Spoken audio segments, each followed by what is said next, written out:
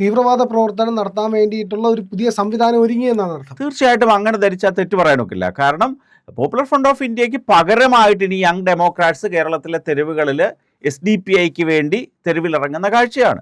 നമുക്കറിയാമല്ലോ, ഇത് ഏകദേശം ഒരു 1990-കളിലാണ് NDF എന്നും പറഞ്ഞ് നാദാപുരം ഡിഫൻസ് ഫോഴ്സ് എന്നാണ് ആദ്യത്തെ എൻ്റെ പേര്. അതിൽ നിന്നാണ് ഈ സംഘടന രൂപം കൊണ്ടത്. അതുപോലെ തന്നെ കർണാടക ഫോറം ഫോർ ഡിഗ്നിറ്റി എന്ന് പറയുന്ന സംഘടന, മനിതി നീതി പസറൈ എന്ന് പറയുന്ന തമിഴ്നാട്ടിലെ സംഘടന, കേരളത്തിലെ ഈ NDF, ഈ മൂന്ന് സംഘടനകളൂടെ ലയിച്ച് ചേർന്നാണ് ഈ SDPI എന്ന് പറയുന്ന അല്ലെ പോപ്പുലർ ഫ്രണ്ട് ഓഫ് ഇന്ത്യ എന്ന് പറയുന്ന സംവിധാനം രാജ്യത്ത് നിലവിൽ വന്നത്. അവർ പല രീതിയിലും പല ഭാവത്തിലും തീവ്രവാദ സ്വഭാവമുള്ള സംഘടനകളാണ്.